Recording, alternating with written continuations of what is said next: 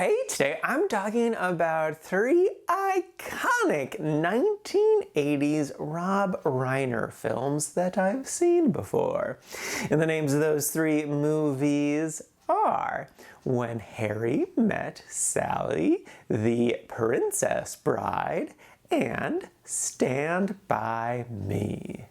First up is When Harry Met Sally. This is a 1989 film starring Billy Crystal and Meg Ryan, and it's just a perfect movie. This is easily one of those once-in-a-generational type films that just fundamentally, everything about it is just so incredibly perfect. But if you're unfamiliar, the basic premise is, it is about Harry and Sally. They first meet when road tripping from Chicago to New York. They're sharing a ride there. They like each other, but also find traits annoying about one another. And then they part ways. 5 years later goes by. They come across each other again. Same sort of vibe. 5 years later go by again. And then they are at a place in their lives in which they can attempt to be friends. So like, it's two people who are really attracted to each other. Like, they definitely both find each other physically attractive, but then there's a more deeper attraction as well. But they just can't seem to get together because, well, they don't really want to admit that they have feelings for each other. And they also like get hung up on, I sort of want to say things that don't really matter, but they do matter. But it's sort of like they get the ick for each other for different reasons, but then also realize that that doesn't really matter. Like, they get in their own way a lot of times. And it's such a beautiful story told so incredibly well that's easily relatable. One of the most iconic parts of the film is Billy Crystal has this big monologue about how he believes that men and women cannot be friends because fundamentally one person wants to have sex with the other person. He says men want to have sex with the women. So even though there are friendships that happen, they're always doomed to fail because the lack of sex is going to become an issue eventually. I do think that is an interesting thought. It definitely feels like a very boomer thought to me, though I'm sure there are plenty of people who still believe in that to this day. And I can totally see where he's coming from, though I wholeheartedly disagree. Like, I've had loads of women friends my entire life, and my desire or lack their desire of wanting to have sex with them really hasn't come into play in the relationship.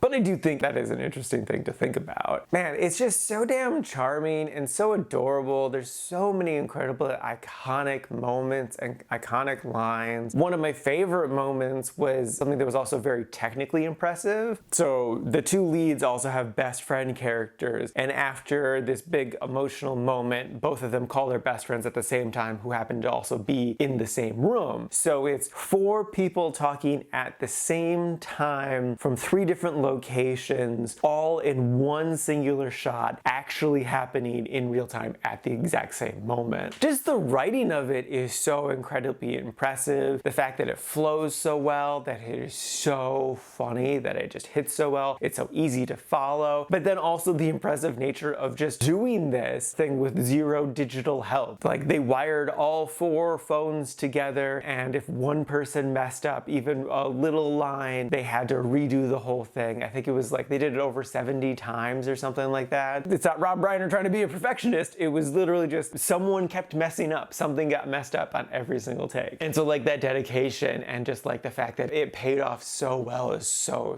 impressive. Like, I love that scene even without knowing that fact about it. So yeah, no, like, everything about this movie is perfect. It's so beautiful. I cried so much at the end, even though I've seen this movie before and I've rewatched that scene multiple times. Like, it's just so damn beautiful. So yeah, no, if you want an incredible love story told so damn well, look no further. This is legitimately just a perfect movie.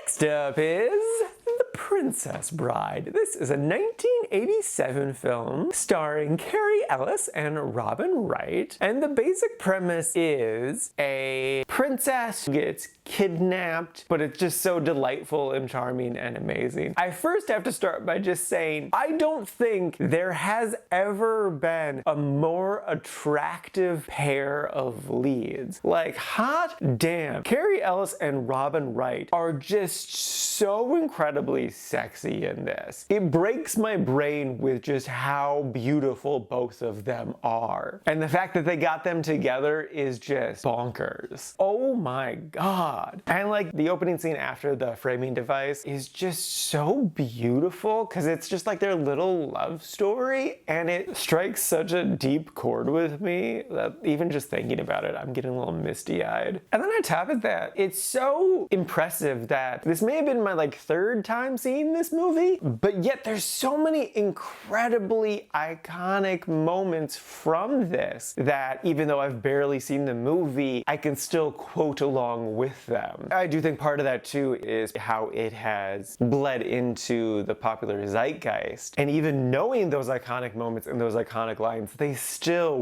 really hit. Like, they're so funny and so good. Just everything about it is delightful. And the story is great too. Like, it's this big swashbuckling adventure. There's a sword fight that I love a lot. It's silly, it's fun, but it works. They said they were inspired by Errol Flynn movies, which I'm a big fan of him and his swashbuckling adventures, so like that really hit me. I loved that Wesley is the main hero character, but there's also Indigo, who's more morally gray, and Wesley's going after the princess, and Indigo is doing this whole revenge thing. And I like that they're two separate characters. Like, I could easily see a movie exec being like, do these people really need to be two different? Maybe the main character could be going for the love interest and avenging the death of his father. But like, no, it makes sense that they're two different characters. It gives more agency to the story. It makes the universe feel more fleshed out, that there's more people with more goals than just Wesley trying to get with his true love. Man, sorry, I got lost in thought there for a second because I was thinking back to iconic lines. The big one being "As You Wish," and like there's two times in this movie where like that brought me to tears, and like I was just thinking about those and I'm like, oh my god, so good.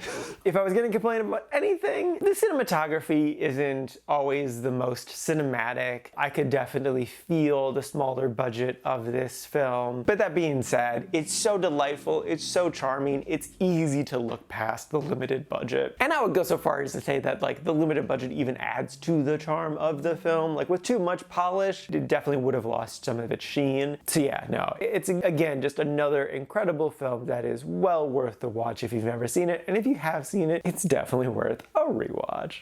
And lastly is Stand By Me. This is a 1986 film with such an incredible cast. You got Will Wheaton, River Phoenix, Corey Feldman, Jerry O'Connell, and Kiefer Sutherland. The basic premise is this is based on a Stephen King novel called The Body. So it's about a group of 4 12-year-old boys who hear about this dead body in the woods. So they spend the last weekend of the summer going to find the body. And so it's definitely a drama, coming-of-age story that is also pretty dang funny. There's a lot of really funny moments, but it also goes to some really, really hard stuff as well. I will say, out of these 3 movies I'm talking about today, I've seen this one the most. I've owned it on DVD for the longest. I couldn't tell you how many times I've watched it. And I've always enjoyed it, but I will say that on this viewing, the harder emotions didn't hit me as hard as they had in the past. I don't know why exactly. It could just be because I've seen it so many times. Something that stood out to me this time was definitely the dialogue of the boys, because like it felt so modern. Like just all of the cursing and the way they make fun of each other felt so much so like my time when I was a 12-year-old boy. So that either means that the film was either written with a very modern lens, or it just goes to show that the 1950s was very similar to the aughts. I mean, it's probably the latter. I think that would make the most sense, that we kind of forget that children are children no matter the decade, no matter the century. Like, yes, the world has changed between like my childhood and my parents' childhoods dramatically, but fundamentally we're all still the same. Kids will be kids, as they say. The other big standout here for me was Kiefer Sutherland. Like, he plays this older bully who runs a gang, and man, he just has such a presence here. He's so terrifying, but he's not like a ruthless attack dog. He's smart about stuff. Though he does let his emotions get to him, he still is very precise with what he's doing, like a switchblade of just like going in to stab type of vibe. So yeah, no, it's definitely without a doubt a fantastic film that I would totally recommend, especially if you've never seen it before. But again, it's worth a rewatch if you have seen it before. Like I said, it shouldn't hit me as hard this time, but I don't really knock the movie for it, just because I've seen it so much. So yeah, no, it is a great film that is, again, well worth a watch. Alrighty, now for today's rankings. First up, we got When Harry Met Sally sitting in number 6 in the Really Like section. Then after that is The Princess Bride sitting at number 9, again in the Really Like section. And then bringing up the rear is Stand By Me sitting at number 15, once more in the Really Like section. And this is out of a total of 87 old movies so far this year.